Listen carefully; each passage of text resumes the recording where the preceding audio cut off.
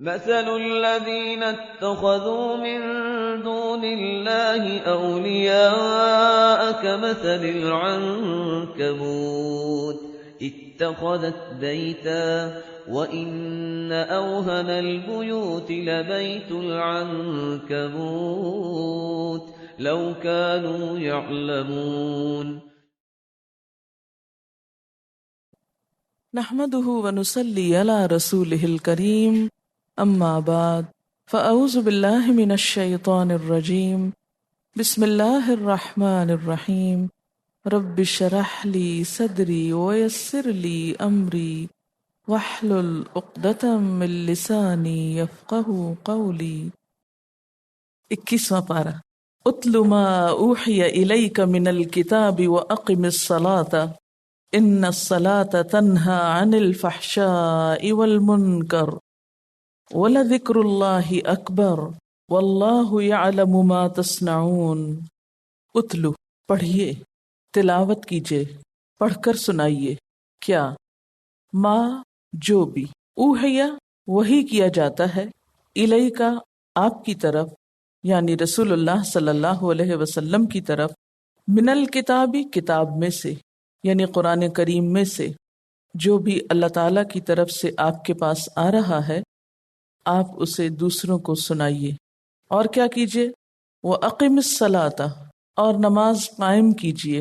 کیوں؟ اس لیے کہ ان الصلاۃ تنہی عن الفحشاء والمنکر، کیونکہ نماز یقینی طور پر روکتی ہے فحشاء بے حیائی، والمنکر اور برائی سے. وَلَذِكْرُ اللَّهِ اور البتہ اللہ کا ذکر، اکبر سب سے بڑی چیز ہے. واللہ یعلم ما تصنعون اور اللہ جانتا ہے جو کچھ تم بناتے ہو، جو کچھ تم کرتے ہو. اس آیت میں بظاہر تو خطاب اللہ کے رسول صلی اللہ علیہ وسلم کو ہے، لیکن سارے ہی مومن مخاطب ہیں. مکہ میں جب مسلمان کافروں کے ہاتھوں جو طرح طرح کی تکلیفیں اٹھا رہے تھے تو ان تکلیفوں کا مقابلہ کرنے کے لیے 3 باتیں بتائی گئیں کہ 3 چیزوں کا سہارا لو، 3 چیزوں سے اللہ کی مدد حاصل کرو. نمبر 1 تلاوت کتاب، نمبر 2 اقامت نماز، اور نمبر 3 ذکر الہی. اس کا کیا فائدہ ہوگا؟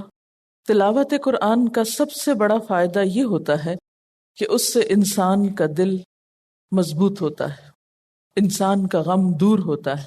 قرآن کا پڑھنا دلوں کے لیے شفا ہے.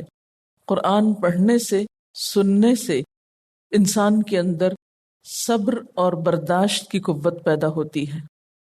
جیسا کہ ایک اور جگہ پر آتا ہے لِنُثَبِّتَ بِهِ فُؤَادَكَ، کہ ہم آپ کے دل کو اس کے ساتھ مضبوط کرتے ہیں، جما دیتے ہیں.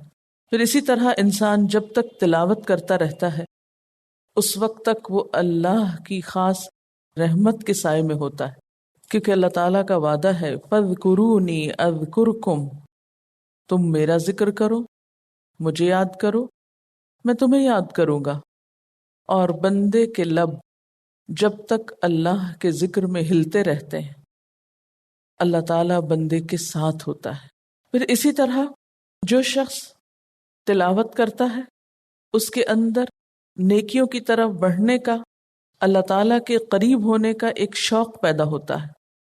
اسی لیے اگر کوئی شخص بے سوچے سمجھے بھی قرآن پڑھتا ہے تو ایک دن ضرور آتا ہے کہ اس کے دل میں اس پڑھی جانے والی چیز کو سمجھنے کا شوق بھی پیدا ہو جاتا ہے. کیونکہ محض تلاوت کتاب جو ہے وہ تلاوت نہیں رہتی، بلکہ انسان کے اندر اس کو جاننے کا شوق بھی لاتی ہے، کیونکہ وہ ایک تعلق کا ذریعہ بنتی. اللہ کے کلام کا پڑھنا اللہ تعالیٰ سے ایک تعلق کا قائم ہونا ہے، اور جب ایک تعلق قائم ہو جاتا ہے اور پھر وہ اس پر مواظبت ہوتی ہے، یعنی دوام ہوتا ہے، تو وہ آہستہ آہستہ بڑھتا رہتا ہے. اور اگر انسان اس میں مزید محنت اور کوشش کرے تو اس میں بلندی بھی ہوتی ہے، اس میں بہتری ہوتی ہے، وہ اور مضبوط ہوتا چلا جاتا ہے. اور ایک دن آتا ہے کہ انسان اگلے مرحلے یعنی اس کا مفہوم جاننے اور پھر اس سے آگے بڑھ کر غور و فکر اور تدبر کرنے کی طرف بھی بڑھتا ہے۔ لیکن اس کے برعکس اگر کوئی شخص کتاب کو پڑھتا ہی نہیں، اس کو کھولتا ہی نہیں، اس کو دیکھتا ہی نہیں، اس کے ساتھ کچھ بھی وقت نہیں گزارتا، تو یہ غفلت انسان کو اللہ تعالیٰ سے دور کر دیتی۔ ایسے غافل دل پر پھر شیطان اپنا ڈیرا ڈال لیتا ہے اور انسان اللہ سے دور ہو کر، شیطان کے قریب ہو کر، پھر طرح طرح کے غموں، دکھوں اور پریشانیوں میں گھرتا چلا جاتا ہے۔ پھر اسی طرح جب انسان قرآن پڑھتا ہے تو صرف اس کی زبان ہی نہیں، اس کا دل بھی، اس کی آنکھیں بھی، اس کے احساسات، اس کے جذبات، اور نہ صرف یہ کہ انسان خود بلکہ اس کے آس پاس کی چیزیں، اس کا ماحول بھی اس میں شریک ہو جاتا ہے۔ جیسے حضرت داؤد علیہ السلام جب زبور پڑھتے تھے بلند آواز میں تو ان کے ساتھ پہاڑ اور پرندے اور پودے، درخت، یہ بھی شریک ہو جایا کرتے تھے۔ تو قرآن کی تلاوت ایک ایسی چیز ہے کہ جو اپنے آس پاس کے سارے ماحول کو متاثر کرتی ہے، سارے ماحول پہ اثر انداز ہوتی۔ وہ ایک روشنی کی طرح ہے جو ہر چیز کو منور کر دیتی، دل و دماغ کو بھی اور اس کے باہر کے ماحول کو بھی۔ وہ خوشبو کی طرح ہے جو پورے ماحول پر اثر انداز ہوتی ہے غیر محسوس طریقے سے۔ خوشبو کسی کو نظر نہیں آ رہی ہوتی لیکن اس کے اثرات پورے ماحول پر ہوتے ہیں۔ تو یہاں پر حکم یہ دیا جا رہا ہے کہ جو وحی آپ پر نازل کی جا رہی ہے وہ آپ پڑھیے، اور پھر خود پڑھنے کے علاوہ اتلو کے اندر دوسروں تک پہنچانے کا مفہوم بھی پایا جاتا ہے، یعنی خود بھی پڑھیے اور دوسروں کو بھی پہنچائیے، دوسروں کو بھی پڑھ کے سنائیے۔ اور یہ ایک بہت بڑی حقیقت ہے کہ اگر قرآن کسی انسان کے دل پر اثر کر جاتا ہے تو پھر ہو نہیں سکتا کہ وہ اس نعمت کو صرف اپنے تک رکھے، وہ اسے چین سے بیٹھنے نہیں دیتا۔ پھر اس کی پوری کوشش اور تڑپ اور تمنا یہ ہو جاتی ہے کہ وہ اسے آگے دوسروں تک پہنچائے۔ اسی لیے یہاں اتلو کا بہت جامع لفظ استعمال ہوا ہے کہ آپ اس وحی الہی کو خود پڑھنے کے ساتھ ساتھ دوسروں کو بھی پڑھائیے، دوسروں کو بھی سنائیے۔ کوئی قدر کرے یا نہ کرے، کوئی اس سے اثر لے یا نہ لے، لیکن آپ سناتے رہیے، آپ پہنچاتے رہیے، آپ اس کے ذریعے تعلیم و تدریس کرتے رہیے، آپ اس کے ذریعے دوسروں کو واعظ و نصیحت کرتے رہیے۔ ایک دن آئے گا کہ اس کا اثر بھی لوگوں پر ہوگا۔ پھر اس کے ساتھ ساتھ نماز کے قائم کرنے کا حکم بھی دیا گیا اور کچھ اس کے فائدے بھی بتائے گئے۔ اگر غور کیا جائے، اور صرف یہ کہ نماز نہیں بلکہ ذکر الہی کی طرف بھی متوجہ کیا گیا، ایک ہی آیت میں 3 حکم دیے گئے، اور اگر غور کیا جائے تو یہ اصلاح خلق کا مختصر مگر جامع ترین نسخہ ہے۔ معاشرے کی اصلاح کے 3 اہم نکات ہیں۔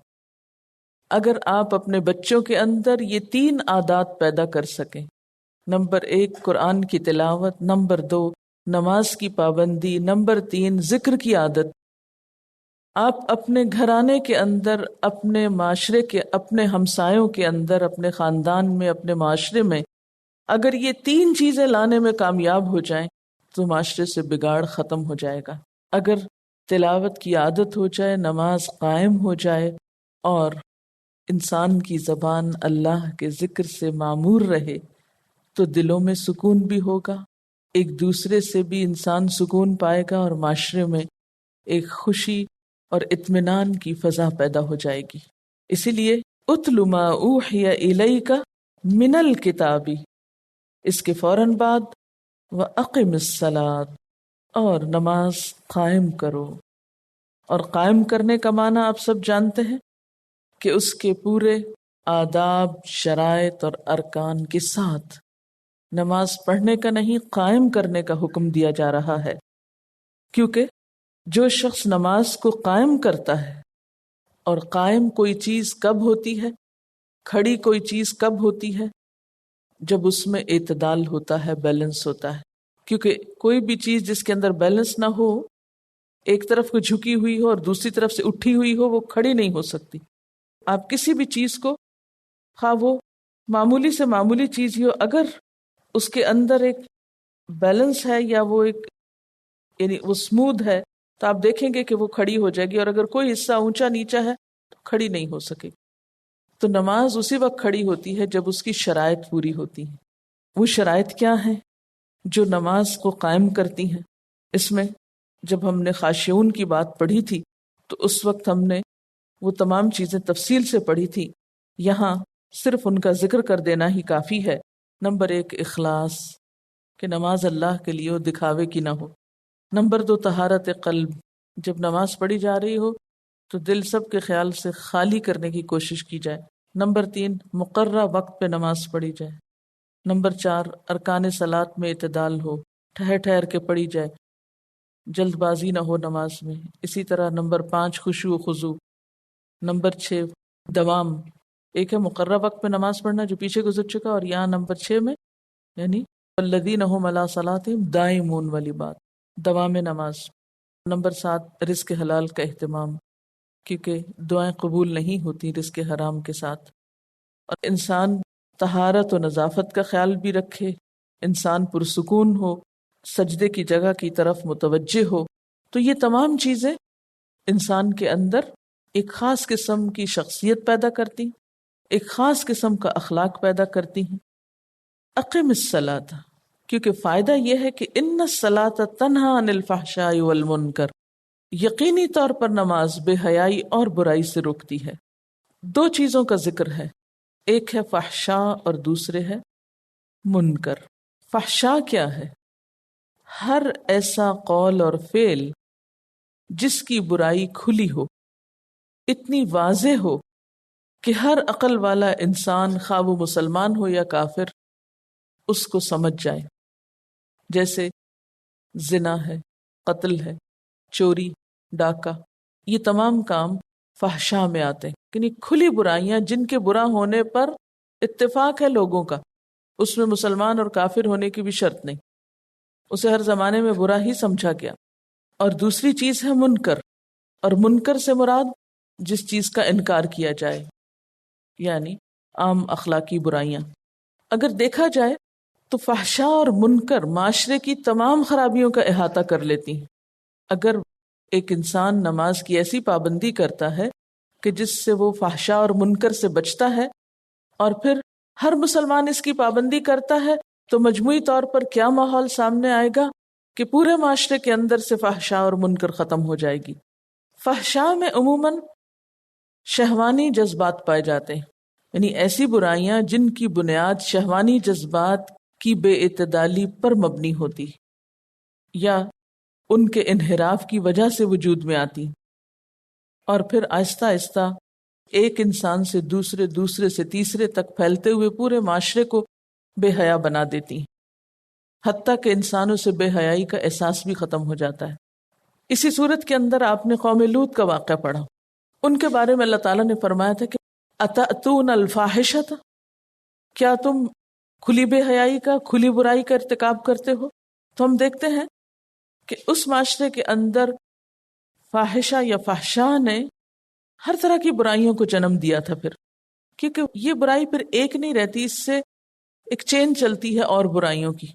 جب انسان کے نفسانی خواہشات، شہوانی جذبات قابو میں نہیں ہوتے، اس کی لسٹ قابو میں نہیں ہوتی، وہ اعتدال سے بڑھ جاتی ہے یا انحراف اختیار کرتی۔ دیکھیے 2 لفظ بول رہی ہوں یہاں پر، ایک ہے اعتدال سے بڑھنا اور دوسرا ہے انحراف اختیار کرنا، یعنی حلال طریقے چھوڑ کر حرام طریقوں کی طرف بڑھنا۔ تو اس سے پھر بہت سے فساد اور بہت سے بگاڑ سامنے آتے ہیں۔ جب کوئی معاشرہ اس کی لپیٹ میں آتا ہے تو لوگوں کا ضمیر مردہ ہو جاتا ہے، اور پھر اتنا بے حس ہوتا ہے انسان، اتنا مردہ ہو جاتا ہے اس کا احساس کہ اگر کوئی اس کو روکے اس برائی سے، یا ایسی فحاشی سے روکنے والے اس کو بے وقوف اور بیکورڈ نظر آتے ہیں، وہ ان کو دقیانوسی بتاتے ہیں کہ تمہارے اندر ہی کچھ خرابی ہے۔ اور پھر آہستہ آہستہ حالت یہاں تک پہنچتی ہے کہ بے حیائی کو ترقی کا راز سمجھا جانے لگتا ہے، اور حیا کو آگے بڑھنے کے منافی سمجھا جانے لگتا ہے، اور اس سے پھر کئی طرح کی خرابیاں وجود میں آتی ہیں۔ اسی طرح اگر منکر کا لفظ آپ دیکھیں تو منکر ان برائیوں کے لیے عموماً استعمال ہوتا ہے جو حب جاہ اور حب دنیا کے نتیجے میں وجود میں آتی، مال کی محبت کی وجہ سے ہوتی، جس کے لیے پیچھے آپ نے قوم شعیب اور عاد اور سمود کا حال پڑھا۔ قوم شعیب کے اندر کیا بیماری تھی؟ وہ ناپ تول میں کمی کرتے تھے، یہ منکر کی مثال ہے۔ عاد اور سمود اپنی دنیاوی ترقی پہ اتنے ریجھے کہ انہوں نے اللہ کی اطاعت کو پس پش ڈال دیا۔ کسی بھی ایک کامن مین یا کسی بھی ایک عام انسان کی کیا خرابی ہو سکتی ہے جس کو دور کرنے کے لیے نماز ہی تربیت کا بہترین عمل ہو سکتی ہے، وہ ہے فحشاء اور منکر۔ کوئی بھی انسان بطور انسان اگر فحشاء کا شکار ہے یا اس کے اندر مال کی محبت یا دنیا کی محبت گھر کر گئی ہے اور اتنی اس پہ چھا گئی ہے کہ وہ انسانوں کے حقوق کی بھی پرواہ نہیں کرتا، وہ ہر ایک کے ساتھ زیادتی کرتا ہے، تو اس کا نتیجہ کیا ہوگا کہ وہ معاشرے کے لیے ایک عذاب بن جائے گا۔ اور اگر اتفاق سے کسی معاشرے کے اندر ایسے بہت سے افراد پائے جاتے ہوں کہ جو ان بدعنوانیوں کا شکار ہوں تو اس معاشرے سے امن چین رخصت ہو جاتا ہے۔ تو جب تک نماز قائم نہیں ہوگی اس وقت تک یہ دو برائیاں دور نہیں ہو سکتی، فحشاء اور منکر نہیں جا سکتی۔ لیکن ہم دیکھتے ہیں کہ بہت سے لوگ انڈیویجولی نماز بھی پڑھتے ہیں لیکن اس کے باوجود برے کام بھی کرتے ہیں، فحشاء کے مرتکب بھی ہوتے ہیں، منکر کے مرتکب بھی ہوتے ہیں۔ ایسا کیوں ہوتا ہے؟ اس کی بنیادی وجہ یہ ہے کہ وہ نماز پڑھتے تو ہیں لیکن نماز قائم نہیں کرتے، نماز کا حق ادا نہیں کرتے۔ ان کی نماز محض ایک ظاہری ایکسرسائز ہوتی ہے، وہ اس کی روح سے ناواقف ہوتے ہیں۔ نماز جو کچھ سکھاتی ہے وہ اس سے ناآشنا ہوتے ہیں۔ اگر وہ نماز کے فلسفے سے واقف ہوں کہ نماز ہے کیا، نماز میں وہ جو بول رہے ہیں وہ کیا کہہ رہے ہیں، مثلا جب اللہ اکبر سے ہی نماز کا آغاز ہوتا ہے کہ اللہ سب سے بڑا ہے، تو جو شخص سوچ سمجھ کے یہ لفظ بولے کہ اللہ سب سے بڑا ہے، کیا وہ خود پسندی اور تکبر کا شکار ہو سکتا ہے؟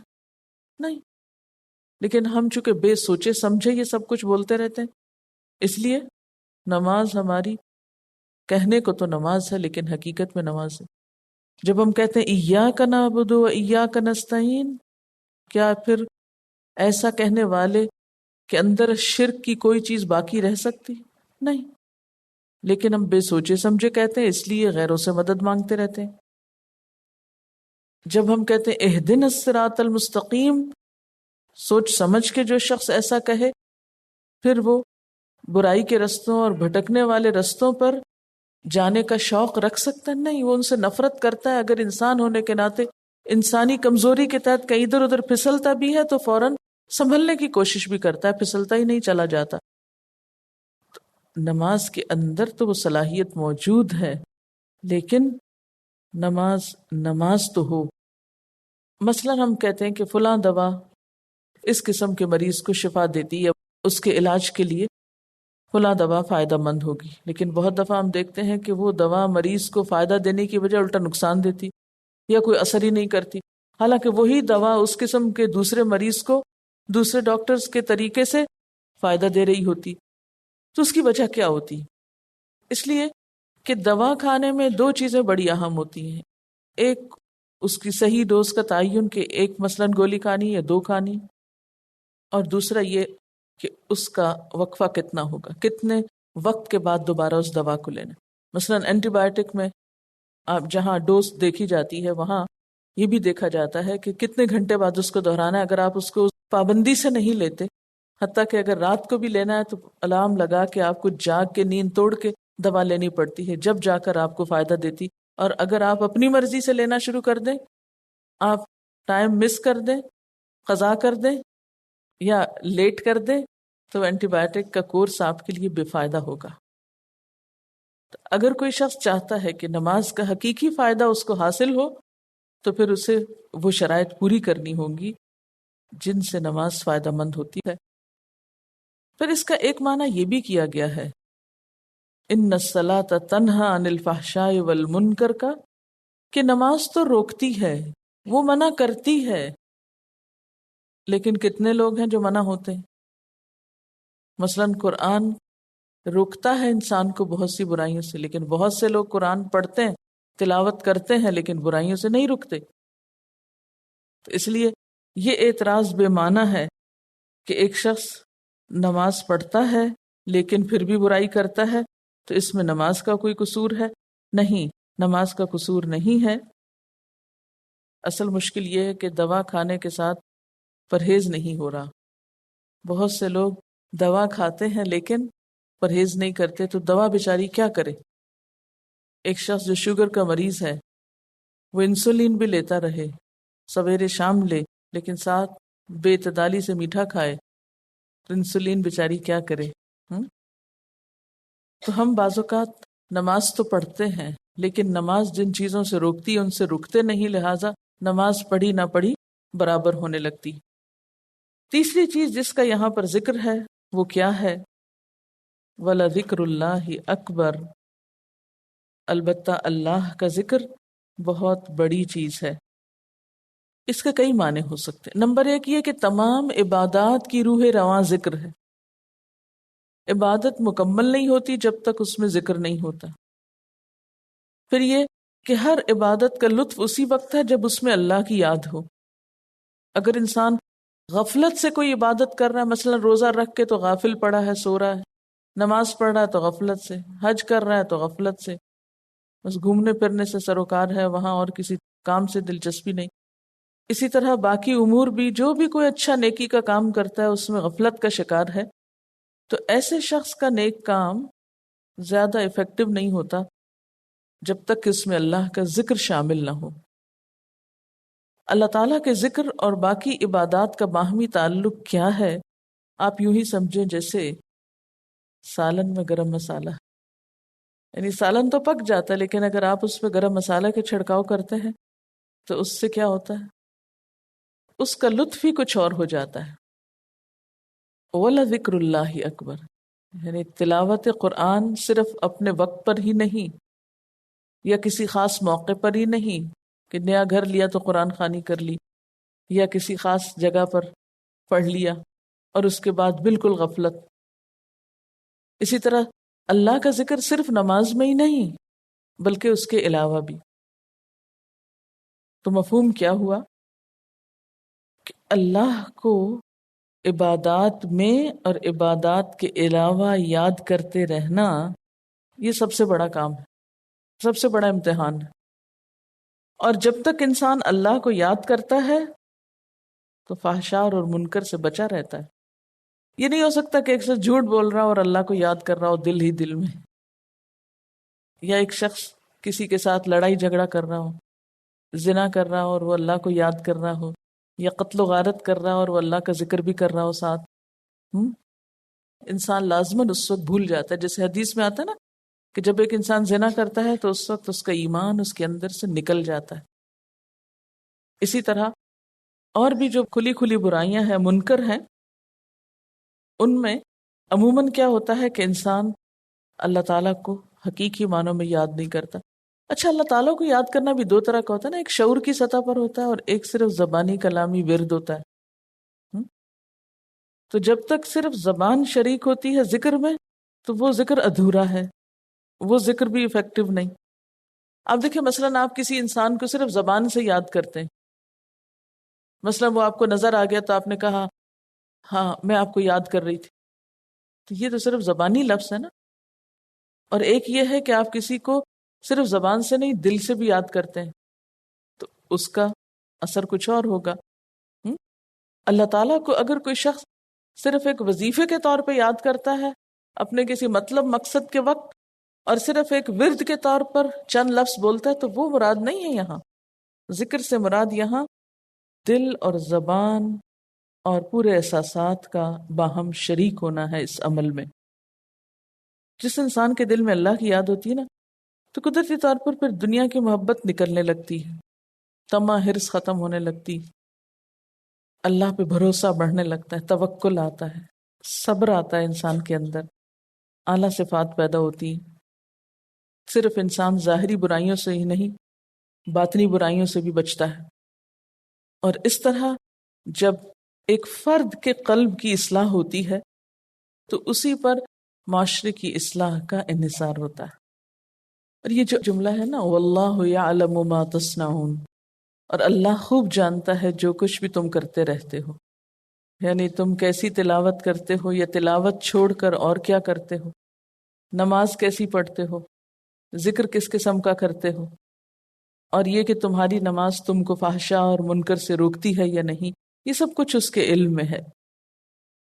اب اگر آپ اس آیت کو اس کے کانٹیکسٹ میں لیں، پس منظر کے ساتھ لیں، پھر آپ اس کو دوبارہ سنیں.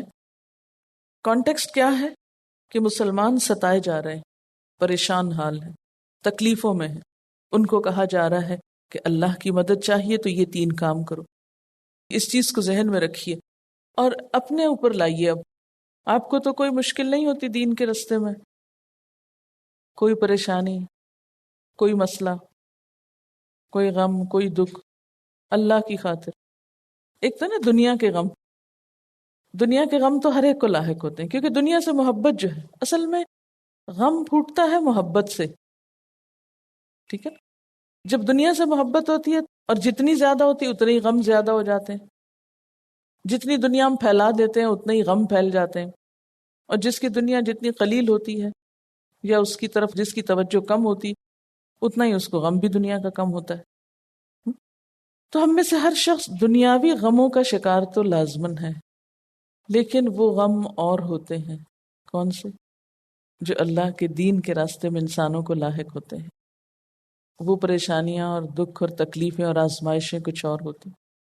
تو میں ان پریشانیوں کی بات بھی کر رہی. چلے ذاتی غموں کو بھی لے لیجئے جو ادنا غم ہے، اور فی سبیل اللہ غموں کو بھی لے لیجئے، یا دکھوں تکلیفوں کو لے لیجئے جو اعلیٰ غم ہے، اعلیٰ دکھ ہے.